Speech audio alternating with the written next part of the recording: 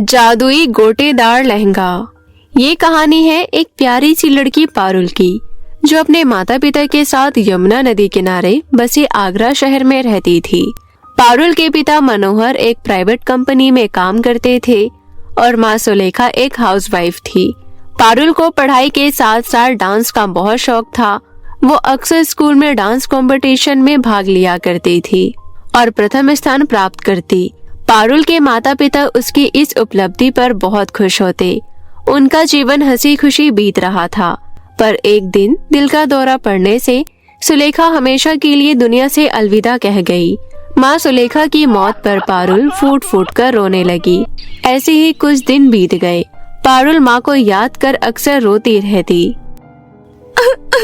बाबा, माँ कहाँ चली गई? मुझे उनकी बहुत याद आती है। बाबा, माँ को वापस लेकर आओ ना। अपनी मासूम बच्ची पारुल की बात का मनोहर के पास कोई जवाब नहीं था, लेकिन वो अपनी बेटी की हालत को देख बहुत परेशान हो गया। फिर एक दिन पड़ोस में रहने वाली विमला काकी ने मनोहर को समझाते हुए कहा, बेटा मनोहर, अपने आप को संभालो। अभी तुम्हारे ऊपर पारुल बिटिया की जिम्मेदारी है। तू मेरी बात मान तो दूसरी शादी कर ले। इससे पारुल बिटिया को माँ का प्यार मिल जाएगा, वरना माँ के बिना बच्ची बिल्कुल अकेली ही हो जाएगी। काफी सोच और विचार करने के बाद मनोहर ने रचना नाम की औरत से दूसरी शादी कर ली। रचना की पहले पति से अपनी एक बेटी भी थी। नाम था उसका वर्षा। वर्षा दिखने में बिल्कुल भी सुंदर नहीं थी। रचना और वर्षा दोनों पारुल को देख बहुत जलते थे। मनोहर के काम पर जाने के बाद रचना दिन भर कमरे में आराम करती और बेचारे पारुल से घर का सारा काम करवाती। रचना पारुल को बहुत परेशान किया करती थी, लेकिन जैसे ही मनोहर काम पर से घर लौटता, रचना उसके सामने एक अच्छी माँ होने का दिखावा करती। पारुल बेटी, कहाँ हो तुम? इधर आओ मेरे पास। देखो, मैंने तुम्हारे लिए खीर बनाई है। आज मैं तुम्हें अपने हाथों से खीर खिलाऊंगी। ये देख मनोहर मन ही मन खुश होते हुए बोला, रचना कितनी अच्छी है। ये मेरी बेटी का कितने अच्छे से ख्याल रखती है। अब मुझे परेशान होने की जरूरत नहीं। रचना एक सगी माँ की तरह मेरी बेटी को प्यार करती है। इस तरह मनोहर बेफिक्र होकर अपने काम में व्यस्त हो गया। वहीं रचना का पारुल पर अत्याचार दिन पर दिन बढ़ता ही चला गया।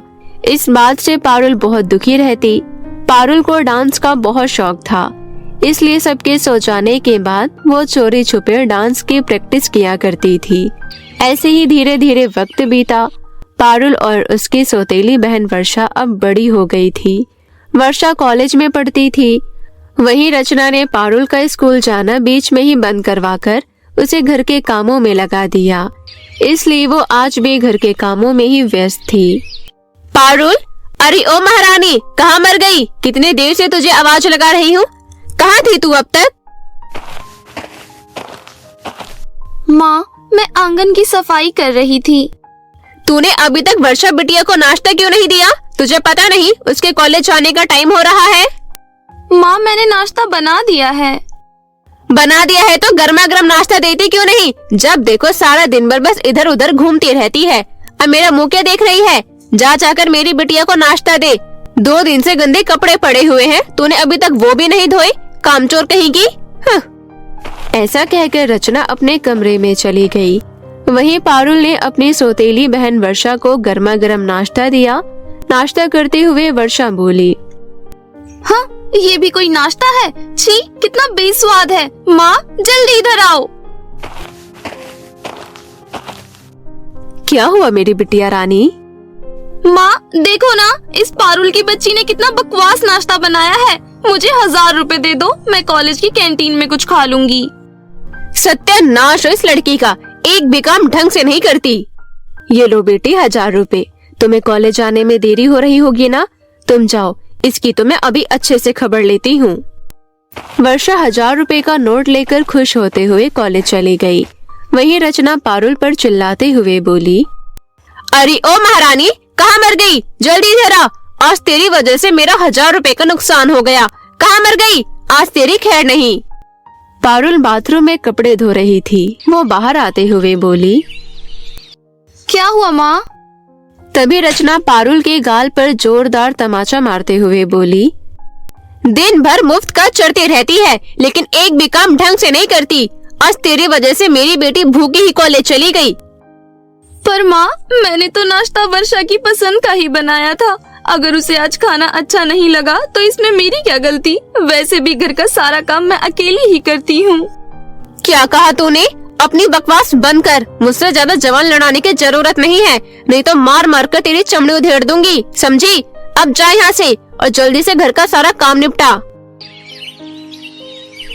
शाम को जब वर्षा कॉलेज से घर लौटी तो खुश होते हुए माँ रचना से बोली, अरे माँ, आपको पता है हमारे शहर में एक हफ्ते बाद डांस कंपटीशन होने वाला है। अरे तो इसमें इतना खुश होने वाली क्या बात है? माँ, आप पूरी बात सुनोगी तो खुशी से नाचने लगोगी। आपको पता है शहर के जाने माने बिजनेसमैन मुकेश ओबरॉय का हैंडसम बेटा राहुल ओबरॉय डांस कंपटीशन में चीफ गेस्ट बनकर आ रहे हैं। जो डांस कंपटीशन को जीतेगा उसे पूरे 50,000 रुपए का इनाम दिया जाएगा। इतना ही नहीं, विजेता को राहुल ओबरॉय के साथ डिनर करने का मौका भी मिलेगा। अरे वाह, ये तो तूने मुझे बहुत अच्छी खबर सुनाई। बिटिया, ये कंपटीशन तो तू ही जीतेगी। चल बेटी, मैं तुझे ब्यूटी पार्लर लेकर चलती हूँ। अभी से तू अपना फेशियल करवाना शुरू करवा ले। एक हफ्ते बाद तेरा चेहरा ग्लो करने लगेगा। फिर देखना, बिजनेसमैन का बेटा तुझे देखते ही तुझ पर लट्टू हो जाएगा। दोनों माँ बेटी मन ही मन बहुत खुश हो रही थी। पास में खड़ी पारुल डांस कंपटीशन की बात सुन खुश होते हुए बोली, माँ, मुझे भी डांस कंपटीशन में हिस्सा लेना है। मुझे भी डांस करने का बहुत शौक है। देखो माँ, ये मेरी बराबरी करना चाहती है। ये मूंग और मसूर की दाल। डांस कंपटीशन की विजेता मैं ही बनूंगी और राहुल ओबरॉय को अपने रूप के जाल में फंसाकर उससे शादी करूंगी। अब तू खड़ी खड़ी हमारा मुंह क्या देख रही है? जा यहाँ से। हाँ। पारुल उदास होते हुए अपने कमरे में चली गई। तब रचना बोली, तू चिंता मत कर वर्षा बिटिया, मैं भी देखती हूँ ये मनहूस कैसे कंपटीशन में हिस्सा लेती है। पारुल घर का काम जल्दी खत्म कर हर रोज डांस की प्रैक्टिस करने लगी। फिर देखते ही देखते डांस कंपटीशन का दिन भी आ गया। सुबह सुबह जब पारुल सौतेली माँ रचना के कमरे में चाय लेकर गई, तब जानबूझकर रचना ने पारुल के पैरों में गर्म चाय गिरा दी। पारुल दर्द से बुरी तरह चिल्ला उठी। मेरा पैर! मुझे बहुत जलन हो रही है माँ। ओह हाय राम, मैंने क्या कर दिया? पता नहीं ये चाय तुम्हारे पैर पर कैसे गिर गई। मुझे माफ करना पारुल बिटिया। रो मत बेटी, मैं अभी डॉक्टर को बुला कर लाता हूँ, सब कुछ ठीक हो जाएगा। कुछ देर बाद पारुल के पिता मनोहर डॉक्टर को लेकर घर पहुँचे। डॉक्टर ने पारुल के पैरों को जांचा। उसके पैरों में बुरी तरह छाले पड़ चुके थे और वो चल भी नहीं पा रही थी। डॉक्टर ने कुछ दवाइयाँ दी और आराम करने को कहा। पारुल बहुत दुखी हो गई। उसका बड़ा मन था डांस कंपटीशन में भाग लेने का। मेरा भी बड़ा मन था डांस कंपटीशन में हिस्सा लेने का। मैं इतने दिनों से डांस की प्रैक्टिस कर रही थी। रोते नहीं बिटिया, अगली बार भाग ले लेना। ऐसे मौके जिंदगी में बार बार आ जाएंगे। अभी तुम आराम करो, मैं किसी काम से बाहर जा रहा हूँ, थोड़ी देर बाद लौटूंगा। कुछ देर बाद पारुल को घर में अकेला छोड़ रचना अपनी बेटी वर्षा को अपने साथ लेकर डांस प्रतियोगिता में हिस्सा लेने जा पहुंची। पारुल अकेले कमरे में दर्द से कराहती हुई अपने स्वर्गवासी माँ को याद कर रोने लगी। माँ, अगर तुम यहाँ होती तो मेरे साथ ऐसा कुछ नहीं होता। जब तुम थी तो मैं हर डांस कंपटीशन में हिस्सा लेती थी और मुझे तुम कितने प्यार से तैयार करती थी। तुम मुझे छोड़कर क्यों चली गई माँ? क्यों चली गई? वापस लौट आओ ना माँ। ये कहते हुए पारुल रोने लगी। तभी कमरे में एक तेज रोशनी फैल गई और उसे अपने स्वर्गवासी माँ की आत्मा दिखाई देने लगी। मेरी बच्ची, तुम चिंता क्यों करती हो? मैं हूँ ना, तुम डांस कंपटीशन में जरूर भाग लोगी। पर कैसे माँ? ये देखो माँ, मेरे पैर कितना जल गया है। सब कुछ ठीक हो जाएगा, हिम्मत रखो बेटी। ये कहते हुए पारुल की स्वर्गवासी माँ के हाथों में एक चमचमाता हुआ गोटेदार लहंगा प्रकट हो गया। ये लो बेटी, इस लहंगे को जल्दी से पहन लो। ये लहंगा जादुई है। अरे वाह माँ, ये तो गोटेदार लहंगा है। मैंने ऐसा लहंगा पहले कभी नहीं देखा, कितना सुंदर है। बेटी, अब तुम जल्दी से ये लहंगा पहनकर तैयार हो जाओ। डांस कंपटीशन शुरू होने ही वाला है। इस लहंगे को पहनते ही तुम्हारे पैर के छाले बिल्कुल ठीक हो जाएंगे। पारुल ने जैसे ही जादुई गोटेदार लहंगे को पहना, उसके पैरों के सभी छाले ठीक हो गए। ये देख पारुल खुशी से झूम उठी। इतना ही नहीं, पारुल स्वर्ग से उतरी अप्सरा की तरह सुंदर लग रही थी। बिटिया, तुम इस जादुई गोटेदार लहंगे में बहुत प्यारी लग रही हो। भगवान तुम्हें सभी मुसीबत से बचाए और सदा तुम्हें खुश रखे। इतना कहकर पारुल की माँ सुलेखा की आत्मा गायब हो गई। उसके बाद पारुल जादुई लहंगे के जादू से डांस कंपटीशन में हिस्सा लेने पलक झपकते ही जा पहुंची। डांस कंपटीशन शुरू हो चुका था। जैसे ही पारुल डांस करने स्टेज पर पहुंची, सभी लोग उसकी सुंदरता की खूब तारीफ करने लगे। और जब पारुल ने डांस करना शुरू किया, सभी उसका सुंदर डांस देख हैरान रह गए। यहाँ तक कि जज बनकर आए बिजनेसमैन का बेटा विवेक ओबरॉय भी पारुल की सुंदरता और डांस देखकर उस पर मोहित हो गया और उसे अपना दिल दे बैठा। वहीं रचना और उसकी बेटी वर्षा पारुल को वहां देख जल भुन गई। इतनी सुंदर लड़की आखिर है कौन? ये तो दिखने में पारुल जैसी लग रही है। माँ, जरा ध्यान से देखो, ये पारुल ही है। क्या? पर इस करमचली का पैर कैसे ठीक हो गया? और इसके पास इतना सुंदर गोटेदार लहंगा आया कहाँ से? अब मेरा क्या होगा माँ? सब लोग तो उसका डांस देखकर तालियां बजा रहे हैं। विवेक ओबरॉय भी बस उसी को देखे जा रहा है। दोनों माँ बेटी आपस में बातें कर ही रही थी। तभी डांस खत्म होते ही विवेक ओबरॉय ने स्टेज पर जाकर पारुल को डांस प्रतियोगिता का विजेता घोषित किया। ये देख दोनों माँ बेटी मुंह बनाते हुए घर वापस लौट आई। फिर अगली सुबह विवेक ओबरॉय अपने पिता मुकेश ओबरॉय के साथ एक बड़ी सी गाड़ी में बैठकर पारुल के घर गए और पारुल के पिता मनोहर से मुकेश ओबरॉय ने अपने बेटे विवेक ओबरॉय के लिए उनकी बेटी पारुल का हाथ मांगा। इतने बड़े घर का रिश्ता खुद घर चलकर आता देख मनोहर फूला ना समाया और रिश्ते के लिए खुशी खुशी हाँ कर दी। और कुछ दिनों बाद पारुल और विवेक की शादी बड़े ही धूमधाम से हो गई। वहीं दूसरी ओर पारुल की सौतेली माँ रचना और सौतेली बहन वर्षा दोनों हाथ मलती रह गई। अत्याचारी मालकिन और परी का दिया जादुई घर। एक बार की बात है, सोनाक्षी नाम की एक लड़की अपनी माँ के साथ वृंदावन गांव में रहती थी। वे लोग बहुत ही ज्यादा गरीब थे। जब सोनाक्षी छोटी थी तभी एक हादसे में उसके पिता की मृत्यु हो गई थी। पिता की मृत्यु के बाद से घर की सारी जिम्मेदारियां उसकी माँ वसुंधरा ने उठाई थी।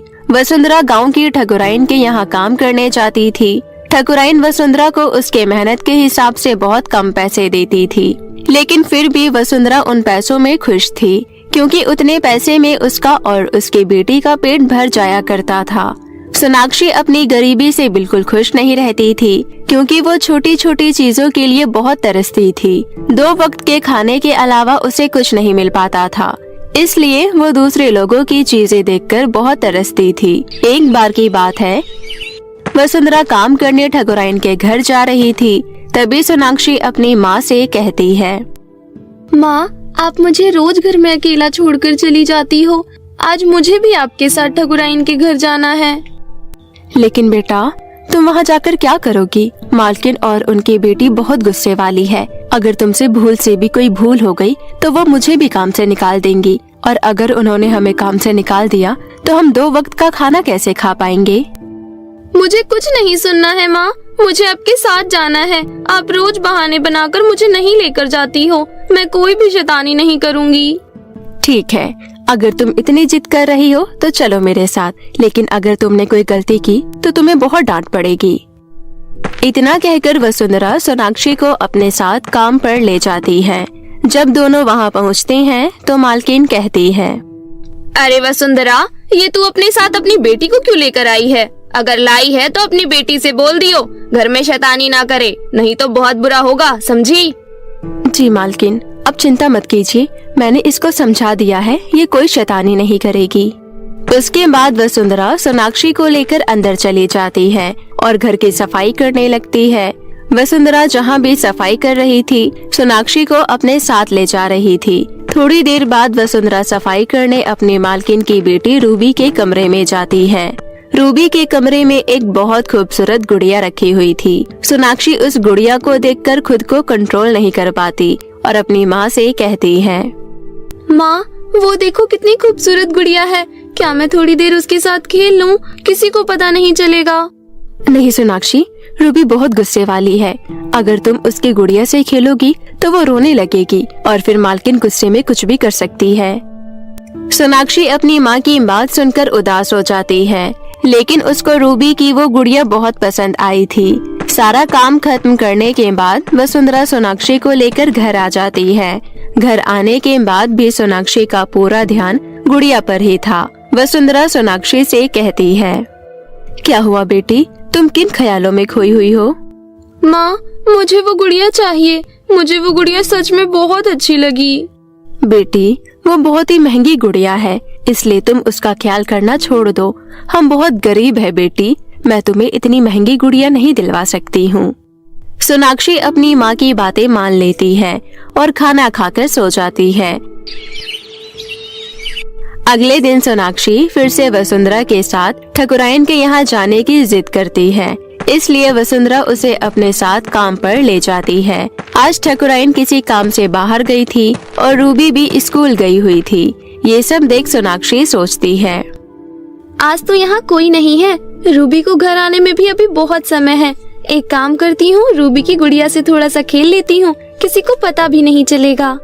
इतना सोचकर सोनाक्षी रूबी के कमरे में चली जाती है और उसकी गुड़िया से खेलने लगती है। वसुंधरा काम में बिजी थी, इसलिए उसका ध्यान सोनाक्षी की तरफ नहीं जाता है। सोनाक्षी गुड़िया के साथ खेल रही थी, तभी उसके हाथ से गुड़िया छूट जाती है और वो जमीन पर गिरकर टूट जाती है।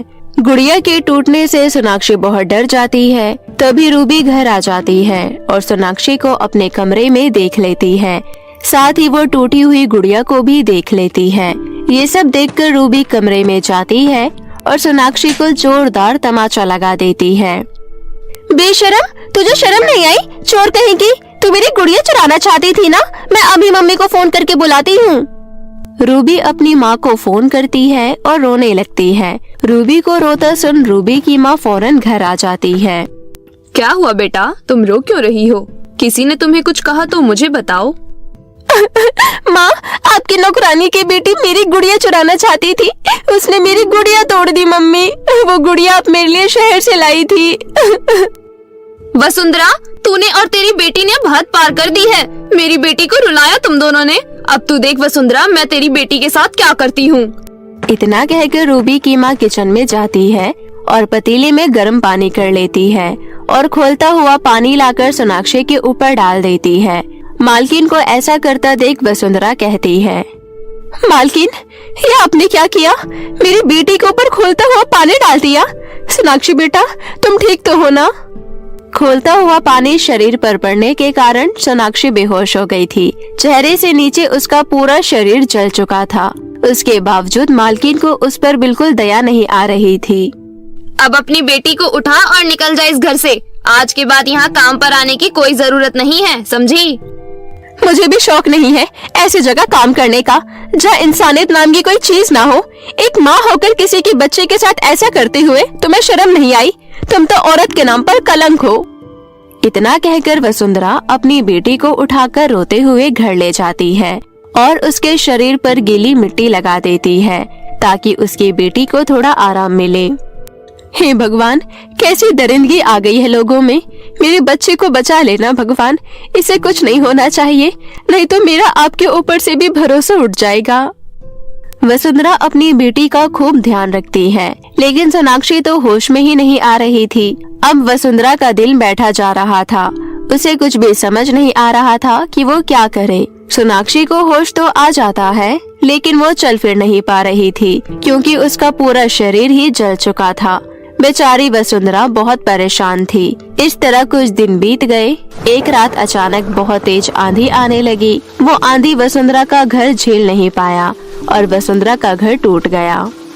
हे भगवान, कैसी परीक्षा ले रहा है तू हमसे? मेरी बेटी अभी तक ठीक नहीं हुई थी और हमारा घर गिर गया। अब हम कहाँ रहेंगे? घर में खाने के लिए राशन भी खत्म हो चुका है। तभी वहाँ पर परी लोग की रानी परी प्रकट होती है और कहती है, वसुंधरा, रोना बंद करो। देखो मैं आ गई हूँ। अब तुम्हारी सारी परेशानियाँ दूर हो जाएंगी। कौन हो तुम और तुम कैसे करोगी मेरी परेशानियों को दूर? मैं परी लोग की रानी परी हूँ वसुंधरा। मैं तुम्हारी सारी परेशानियाँ दूर कर दूंगी। मैं तुम्हें कब से देख रही हूँ। तुम इतनी परेशानी में हो और आज तो तुम्हारा घर भी टूट गया। इसलिए मैं तुम्हें एक नया जादुई घर देना चाहती हूँ। क्या सच में? लेकिन कैसे?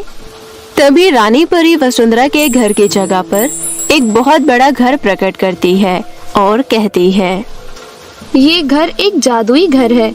इस घर के अंदर तुम्हें कभी कोई परेशानी नहीं होगी और तुम जिस चीज की मांग करोगी ये घर तुम्हें वो चीज देगा। इतना ही नहीं, ये घर तुम्हारी बेटी को पहले की तरह ठीक कर देगा। सच में रानी परी जी, आप तो मेरे लिए फरिश्ता बनकर आई हो। आपका बहुत बहुत धन्यवाद। उसके बाद परी वहाँ से चली जाती है। वसुंधरा घर के अंदर जाकर देखती है तो उसकी बेटी बिल्कुल ठीक हो चुकी थी और वो बहुत सुंदर गुड़िया के साथ खेल रही थी। ये सब देखकर वसुंधरा बहुत खुश होती है और हाथ जोड़कर परी का धन्यवाद करती है।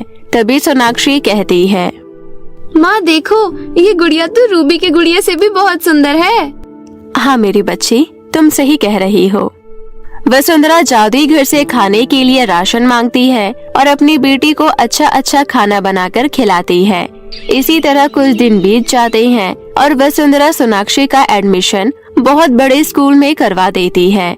रूबी भी उसी स्कूल में पढ़ती थी। सोनाक्षी को इतने बड़े स्कूल में आता देख रूबी हैरान हो जाती है और घर जाकर अपनी माँ को बताती है, माँ आपको पता है हमारी नौकरानी की जो बेटी थी ना, जिसके ऊपर आपने गर्म पानी डाल दिया था, वो मेरे स्कूल में पढ़ती है।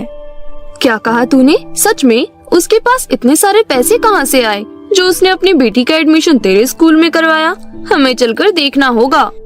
मालकिन अपनी बेटी के साथ सोनाक्षी के घर जाती है। वो देखती है कि जहाँ पर उनकी छोटी सी टूटी फूटी झोपड़ी थी, उस जगह पर अब एक बहुत बड़ा आलीशान घर है। ये सब देख मालकिन को कुछ समझ नहीं आता कि आखिर वसुंधरा ने इतनी जल्दी इतनी तरक्की कैसे कर ली। ये सब जानने के लिए वो एक घटिया सा प्लान बनाती है और वसुंधरा के दरवाजे पर खड़ी होकर वसुंधरा को आवाज लगाने लगती है। जब वसुंधरा बाहर आती है तो वो कहती है, वसुंधरा, मुझे माफ कर दो बहन। मैंने गुस्से में तुम्हारी बेटी के ऊपर गर्म पानी डाल दिया था। मुझे अपनी गलती का एहसास हो गया है। प्लीज मुझे माफ कर दो। माफ करना मालकिन, लेकिन मुझे आपसे बात करने में कोई दिलचस्पी नहीं है। कृपया आप चले जाइए यहाँ से। इतना कहकर वसुंधरा मालकिन को वहाँ से जाने के लिए कह देती है। मालकिन मुंह बनाकर वहाँ से चली जाती है और अब वसुंधरा अपनी बेटी के साथ अपना जीवन खुशी खुशी व्यतीत करने लगती है।